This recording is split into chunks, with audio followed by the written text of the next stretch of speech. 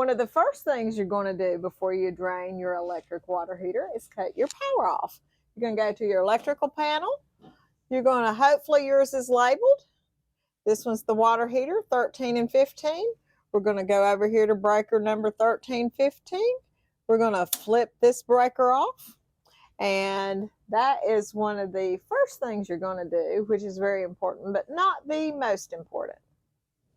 If you have a tester available, it's a good idea to go ahead and take this plastic cover off and test your poles here to make sure that you actually do have the power cut off. You take your tester and you put it right here on these two poles. And if your light does not come on, then you truly have no power. This is your electric water heater element. And the reason we cut the power off is when the water is draining down, if the power is not off, it will destroy this element and you will have to get you a whole new package of elements and replace those as well. If you have a circulating pump on your system, then you want to be sure and cut that off as well. And talking about pumps, as a plumber, as service plumbers, we have this called a transfer pump, and you will hook this to your water heater to drain it really quickly. I'm going to leave a link to some pumps below in the description. But as a homeowner, you probably don't need this. But if you're a plumber, it really makes your job go fast. Okay, the next thing we're going to do is hook up our water hose to the drain. So this drain is brass, and we love these. You don't have to be nearly as careful about cross-threading as you would, say, these plastic drains. These, as you can see, this one broke off in the heater, but you're going to hook up your water hose. Then you're going to take and stretch out the other end of the hose. And what you're going to do is you're going to take that end of the hose and you want to put it someplace where there's not flowers, grass, because the water is going to be really, really hot. And do not put it on your concrete because usually the heaters are rusty and that will stain your concrete. The most important thing to know is how to shut your water off at the meter or at your well. Wherever you're going to shut your water off at, is you need to know how to shut it off at the main source. We're going to leave a link above on how to shut your water off at the meter. Before you shut your water off at the meter, you're going to want to open up the drain on your heater. Sometimes they use a screwdriver. Sometimes they actually have a spigot handle like a water spigot. But anyway, you're going to want to open it up under full pressure so that it will blow out the sediment. So you're going to actually want to walk outside and make sure that the water heater is draining. If you've hooked up your water hose to drain your water heater and it will not drain, here is a handy trick to help you hopefully get it to drain. Now, before you do this, you want to make sure that when you hook up your water hose to your spigot that you have a vacuum breaker on your spigot so that the water will not go back into the pipes in your home and contaminate your water system.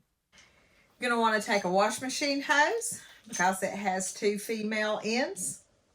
You're going to unhook your water hose from the drain. You're going to take the end that is already outside, bring it in, hook it to your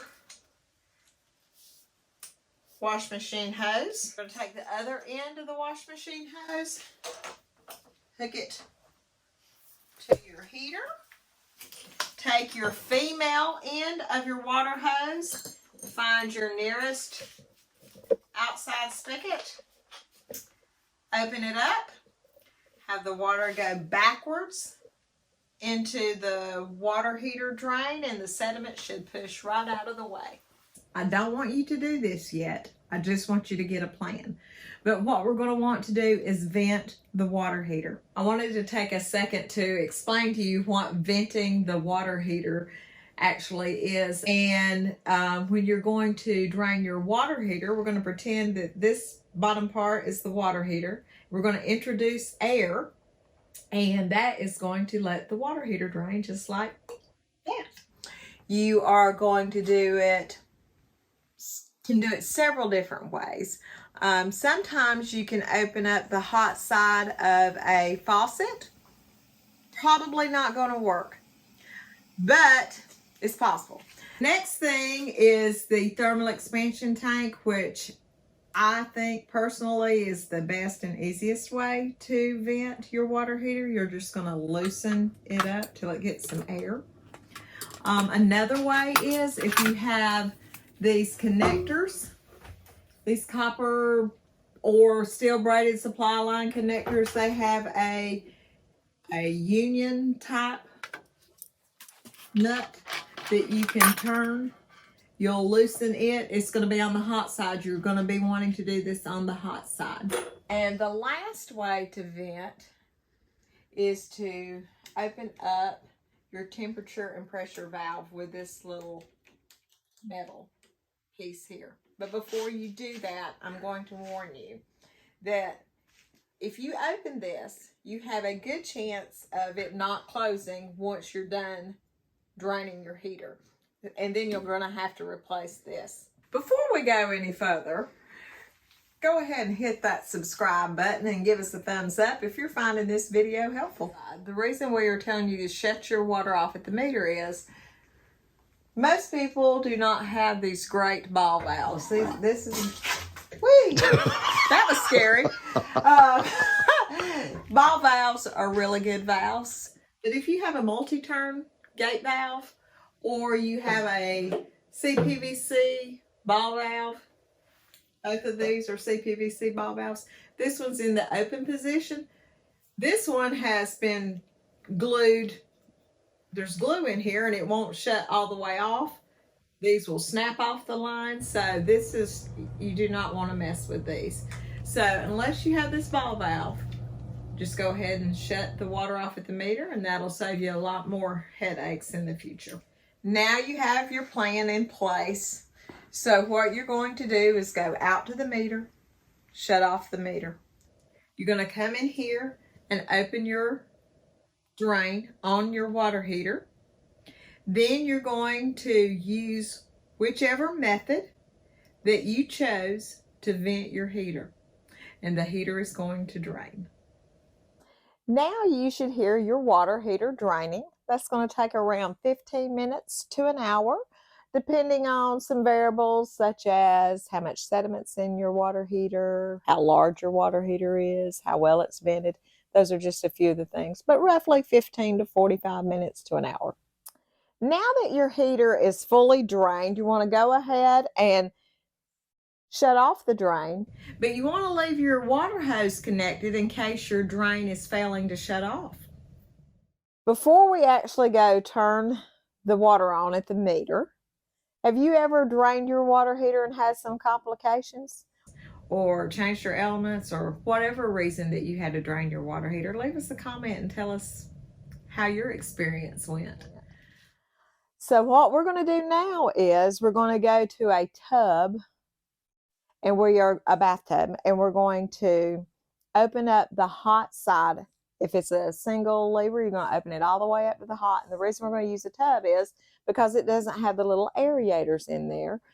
So if there's any sediment in the line, it's not going to get caught in your aerator. And the reason we're doing this is so that if you can imagine, the water is going to start filling up from the bottom, and all this area is open, and so it's air. So the air has got to go somewhere. So it's going to come out of your tub and shower valve, and it's going to spit and sputter and just sound really, really crazy. You'll know all the air is out of the water heater when it starts running normal. You won't hear the spitting and the sputtering anymore. So now what you want to do is go outside to the end of your water hose and make sure that your shut off on your water heater is actually shutting off. And if it is, the next thing you're going to want to do is whatever you did to create a vent, whether it was opening, let's say you had opened your T&P, you want to shut it. Or if you'd unscrewed your thermal expansion tank, you want to be sure and screw that back on, or shut off your lavatory lavatory faucet, you want to be sure and shut off all of those things. Now the time has finally arrived to actually go turn your water on. You know what's getting ready to happen, so go turn your water on at the meter. And then when all of that spitting and sputtering and all of that is done and you know your heater is full, you're going to shut your valve off. And then you're going to go over to your breaker box and you're going to flip your power back on. And remember, as we said earlier in the video, it is so important that your heater is full of water before you put the breaker back on. Now it's time for the fun part, time to start cleaning up. So you want to go outside just one more time, look at the end of your hose, make sure that your drain spigot on your water heater is actually shut off. If it has not shut off, I'm going to leave a link to a video above and in the description below. But if it's not shut off, I'm going to show you an inexpensive way how to do that. It's roughly going to take probably 30 minutes to an hour for your water heater tank to heat up. So once that time is passed and your water is hot again, if you have a circulating pump, now's the time to turn it on. The drain. But you want to leave your drain. We're going to start all over again because I just really botched this.